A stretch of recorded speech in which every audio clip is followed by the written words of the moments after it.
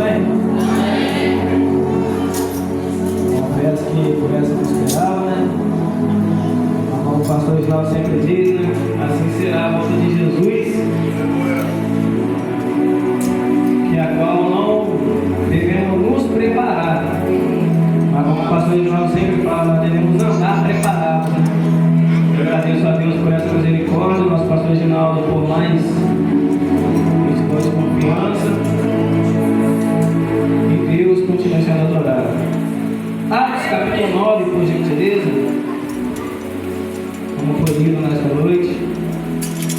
Palavra introdutória. Aleluia.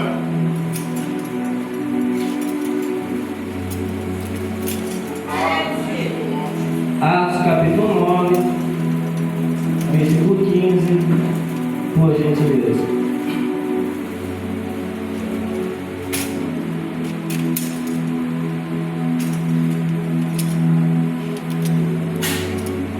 Confesso que estou um pouquinho nervoso, né?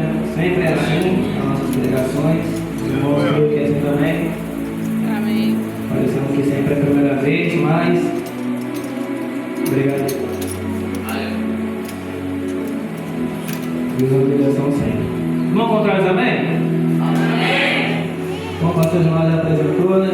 Mesmo que não é visitante de primeira vez, o grupo vai, missionária Cíntia, as crianças, missionária Marlene, a irmã Marlene, sem ser nossa missionária Marlene, né?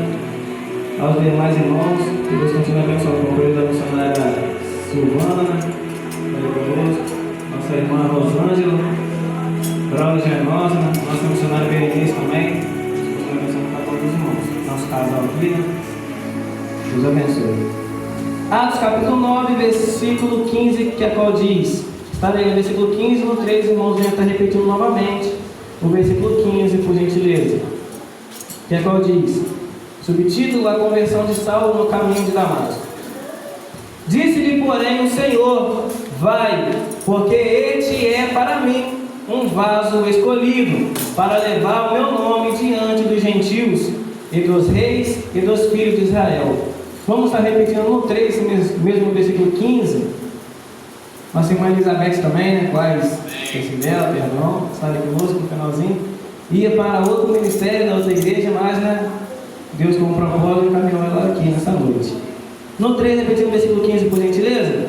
1, 2, 3.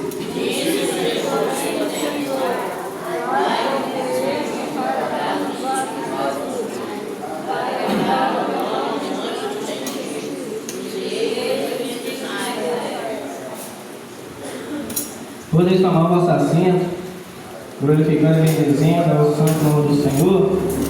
Uma palavra que a nós, irmãos, já até tem provado de saber de cor, para introdução rapidamente, de acordo com o que vemos relatar estas Sagradas Escrituras, que é a qual vemos relatando que, como de costume, Saulo já, como os irmãos já conhecem, historiadores dizem, né, que ele, mesmo que fazendo aquilo que ele fazia, matando, perseguindo e matando os cristãos, assim, torturando, fazendo diversas covardias com os servos de Deus, mas Saulo era um homem estudioso.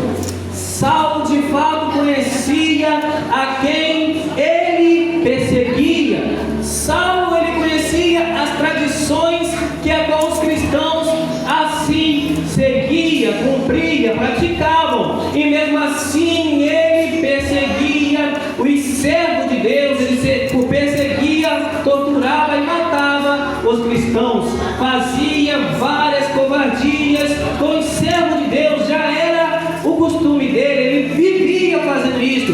E aqui neste Atos capítulo 9, como foi lido na palavra introdutória, assim mesmo nesta noite, versículo 15, desde o primeiro versículo, como foi lido, que Saulo, mais uma vez, cumprindo o seu propósito que ele tinha de perseguir e matar os cristãos, ele respirava a ameaça. Ele não somente ameaçava,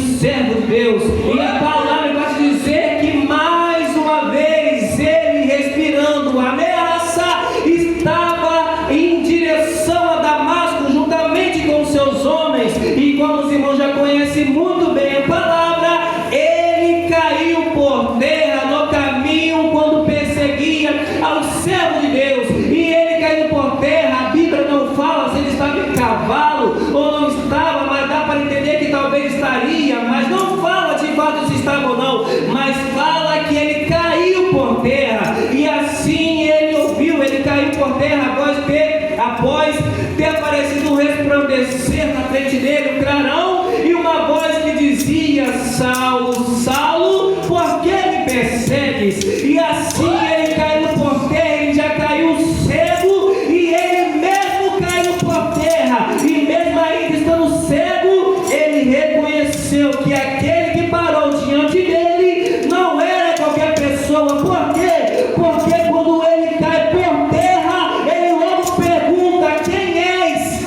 Senhor? Saulo não faz uma simples pergunta: quem és? O que está acontecendo? Por que eu fiquei cego? Quem é que apareceu aí? Não, ele pergunta: quem és? E expressa: Senhor. Ou seja, já reconhece que quem apareceu na frente dele, independentemente da autoridade que ele tinha, do reconhecimento que ele tinha, mas aquele que apareceu diante dele era maior do que ele. E assim Jesus respondeu: eu sou Jesus a quem tu persegues, Saulo. E assim Jesus Cristo começa a dar instruções, ele vai até a rua direita, encaminha para tal direção, e ali Jesus Cristo já falando com ele e dando visões. E assim aí estará o meu servo Ananias te esperando. Irá pôr as mãos nos dedos, as mãos nos seus olhos, as escamas cairão, você voltará a enxergar. E ao mesmo tempo que Jesus Cristo falava com Saulo, ele já falava com o profeta Ananias: Ananias, irá vir o meu servo, irá vir Saulo, e você imporá as mãos sobre os olhos dele e as escamas cairá. Mas Senhor, Saulo é matador de cristãos, certamente ele me matará também. Como eu irei fazer isso? O Senhor irá me matar. E o Senhor disse: não, cala-te, se eu estou mandando você fazer isso é para fazer, não temas. Aí vem esse versículo 15: porque ele é para mim. Enquanto você está falando ele vai me matar, ele vai fazer isso, vai fazer aquilo, você tem a sua opinião sobre o que ele é e o que ele vai fazer, mas a minha opinião é: não temas, porque ele é para mim um vaso escolhido. E assim cumpre o que está acontecendo de um lado com Saulo e outro lado o profeta Ananias. E assim vem Saulo, e Jesus prossegue dizer: ele saberá o como há de padecer pelo meu nome. Licença. Louvado seja o nome de Jesus. Aleluia. Louvado seja Deus. Agora, saindo da introdução, entrando na ministração, de acordo com o que ele faz, obrigado, nos faz entender o Espírito Santo do Senhor. De começo, tudo há um propósito debaixo dos céus, como relatou em Eclesiastes, capítulo 3, versículo 1, que é como em tudo há um tempo determinado debaixo dos céus, e em tudo há um propósito, nada acontece por acaso. O Saulo estava perseguindo aos cristãos, aos servos do Senhor, e assim Jesus Cristo para diante dele, e ali diz: por que me persegue, Saulo, Saulo, por que me persegues? Podemos analisar e perceber que Saulo, na sua intenção, ele estava perseguindo aos servos de Deus, ele estava mais uma vez, como de costume, perseguindo aos cristãos, mas quem para diante dele como resplandecer é o próprio Jesus Cristo. Na mente de Saulo, estava perseguindo aos servos de Deus, aos cristãos. É como se o Senhor estivesse dizendo que Saulo estava perseguindo os cristãos, mas quem parou para defender, como se estivesse perseguindo a ele mesmo, era o próprio Jesus Cristo.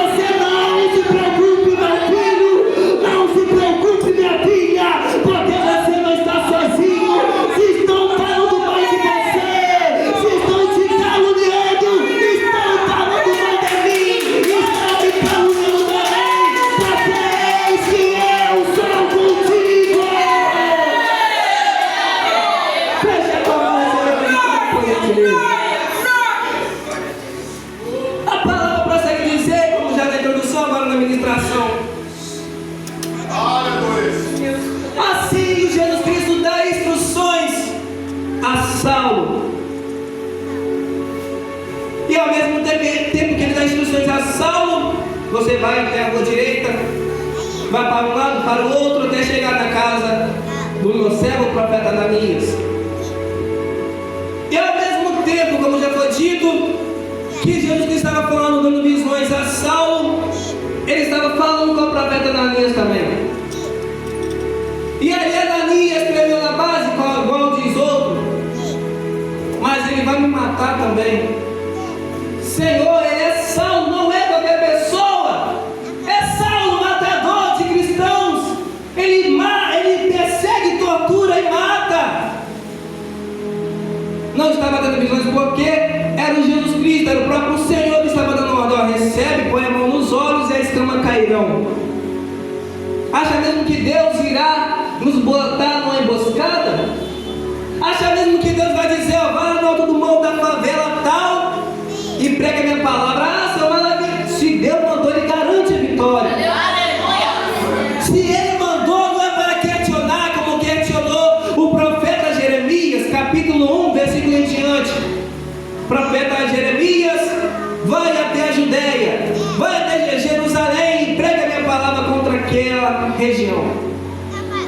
Ah, mas Senhor, eis que eu não sei falar porque eu sou uma criança. Aí você acha que Deus disse para profeta Jeremias, é mesmo, você é uma criança. Na faixa de toreadores, se não for agora a Bíblia fala também, Jeremias capítulo 1, versículo em diante, na faixa de 17 anos. Ah, você é uma criança mesmo, não, então deixa quieto, então vou procurar outro que já é de maior. Não, o Senhor persistiu dizer, Jeremias, não diz que você é uma criança, porque aonde eu te enviar, tu irá, e o que eu mandar você falar, isto falarás. Se o Senhor deu uma ordem, irmão, não é para questionar, mas sim para obedecer. É como se o Senhor estivesse dizendo, ei, não diga que é uma criança, Jeremias, porque o Senhor mandei você para ir, pronto, acabou. Se eu mandei você para falar e acabou, porque você não se manda, quem ordena sou eu, quem fala sou eu, quem manda sou eu, é para obedecer.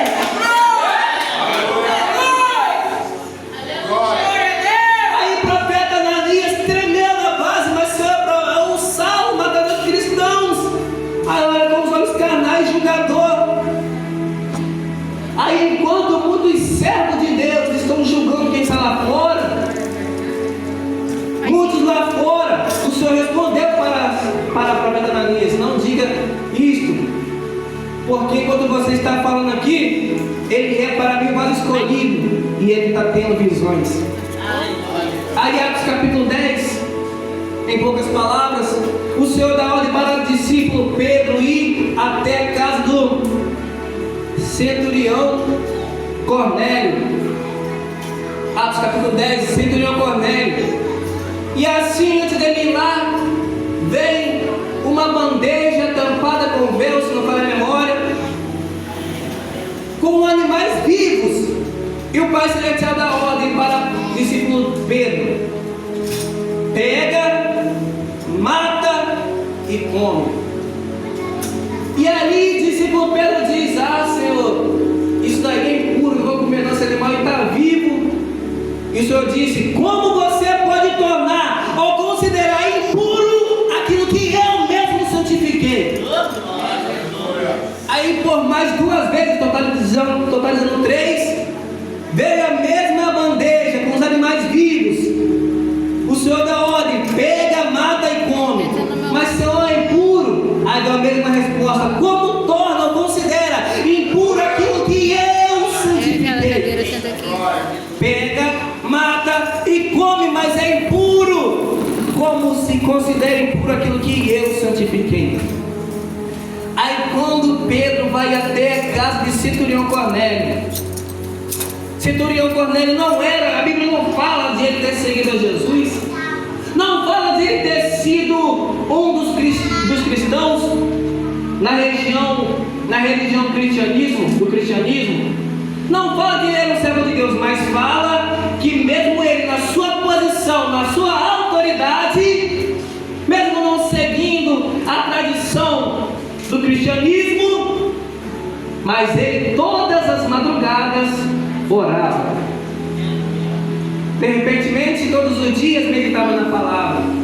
Aí quando o discípulo Pedro chega até a casa de centurião Cornélio, aí ele começa a pregar, a dar mais um discurso. Vamos lá, Atos 2 e Atos 3. Dá mais um discurso sobre a palavra de Deus.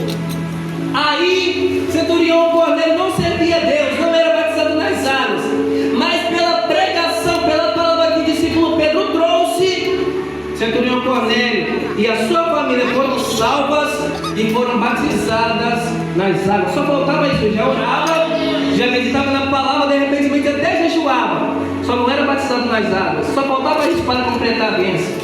Aí veio na mente do discípulo Pedro. Agora eu entendi o porquê daquela visão lá atrás, que ele disse para mim pegar o animal, matar e comer. Porque ele disse: como que eu vou tornar impuro? Como que eu estou tornando impuro aquilo que Deus santificou? Aí entendeu que aquela visão daqueles animais, na questão de impuro ou santificado, no seu pensamento impuro, mas de acordo com Deus estava santificado, representava a situação do centurião Cornélio. Aí ele entendeu: agora eu sei que eu não posso julgar o meu próximo, porque eu falo que é isso, que é aquilo, mas eu não vejo Deus operando. Mas é isso, não significa que Deus não está operando. O que tem a ver a passagem de Atos 10 com esse Atos 9? É acerca de Pedro com o centurião Cornélio e profeta Ananias com Saulo. Mas é matador. O centurião Cornélio, ele é homem de autoridade, não serve ao Senhor. Vivemos no meio de uma nova geração que é com quantos estão na igreja, mas aponta o dedo para quem está lá fora. Atravesse a rua, prega minha palavra para quem está fumando droga. Mas Senhor, vou me contaminar, é Deus que mandou, irmão. Porque se eu não ir, quando o diabo ceifar aquela alma e eu não ter pregado para ela de acordo com o que Deus mandou, naquele grande dia, o sangue daquela alma vai ser cobrado do meu lombo, vai ser cobrado nas minhas costas. Visita a irmã de tal e prega minha palavra. A irmã está doente, o irmão está necessitado de uma palavra. Senhor, vou deixar para amanhã, mas se amanhã for tarde demais, aquela alma vai ser cobrada no seu lombo, irmão. Aquela alma vai ser cobrada nas minhas costas. E enquanto eu estou julgando, mas usa isto, mas bebe aquilo, enquanto eu estou dormindo, aquele irmão que está fora da presença está orando de madrugada. Quantas vezes que nós ouvimos comentários de pessoas dizendo: irmão, eu não sou crente não, mas todos os dias eu oro, eu não vou na igreja não, eu ainda não sirvo a Deus, mas todos os dias eu medito na palavra. Ei, para de julgar quem está lá fora, porque mesmo lá fora não significa que Deus não esteja operando, porque o mundo lá fora está buscando, enquanto o Senhor está dormindo, muitos estão lá fora meditando na palavra. Espírito Santo de Deus, muitos estão meditando na palavra mesmo não estando na presença, enquanto o Senhor está assistindo televisão. Da mesma forma que eu estava lá fora, perdido da presença do Senhor, e agora estou na presença, a obra não pode parar. O mesmo Deus que me libertou, irmão, o mesmo Deus que libertou você, Ele tem o mesmo poder, Ele não mudou, Ele continua o mesmo, Ele tem o mesmo poder para entrar e tudo e libertar aquele que está bebendo cachaça. Ele tem Ele tem o mesmo poder para entrar no meio do jovem que está usando droga, libertar, transformar, purificar e trazer para a tua presença. Para de julgar quem está lá fora. Passe a olhar com os olhos da fé, como Hebreus, Epístola de Hebreus, capítulo 11, versículo 1. A fé é o primeiro fundamento das coisas que não se vê e das coisas que se esperam. Ou vice-versa. É olhar com os olhos da fé, tirar os olhos condenador, não tem mais jeito. Tirar os olhos condenador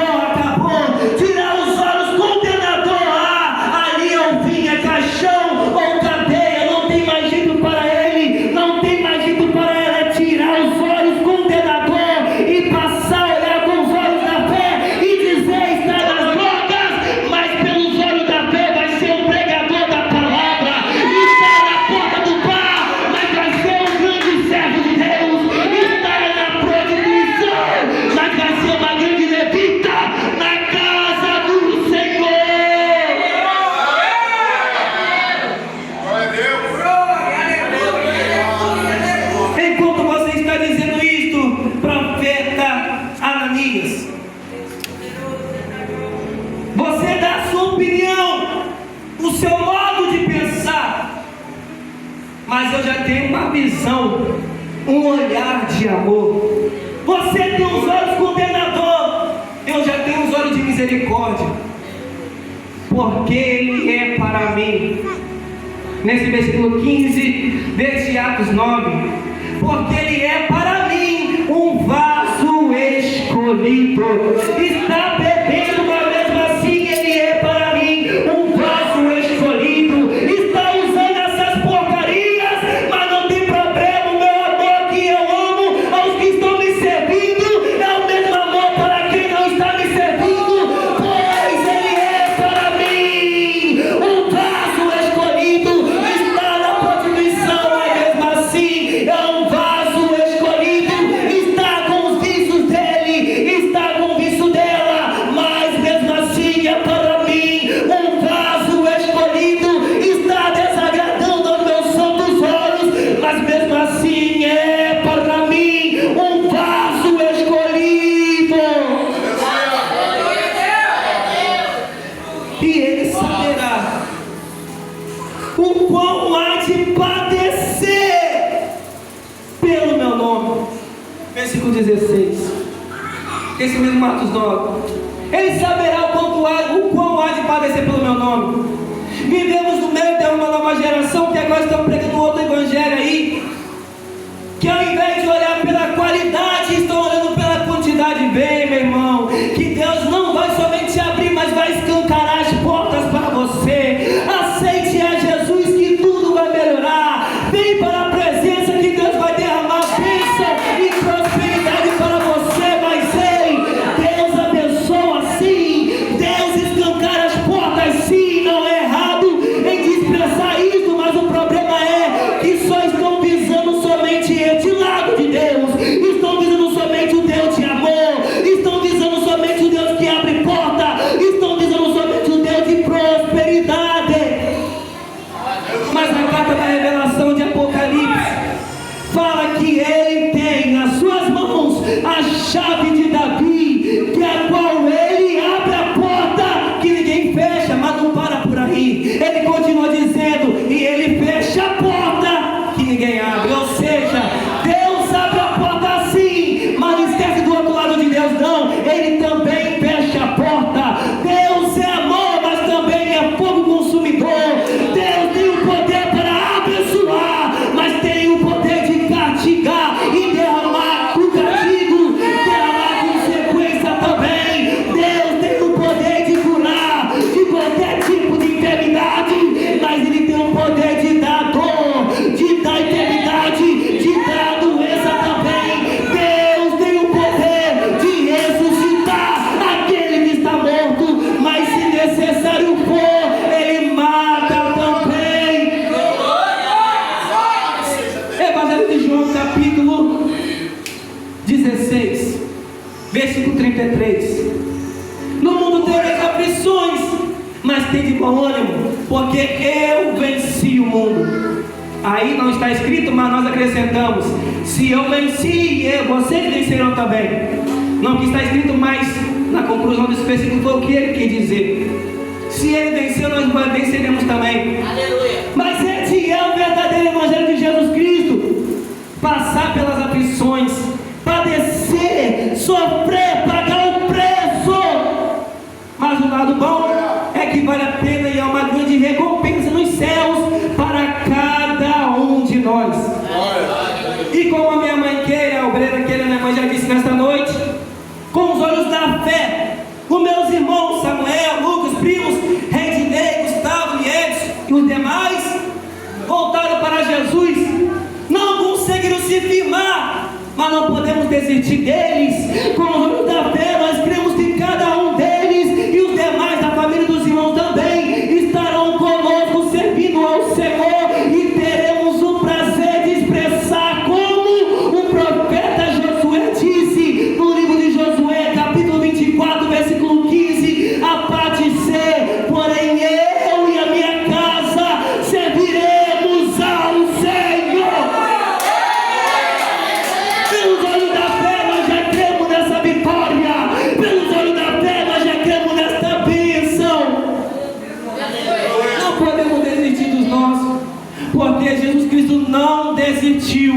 em nós. E Saulo passou a ser Paulo. Saulo passou de perseguidor para perseguido. E o mesmo Deus não mudou.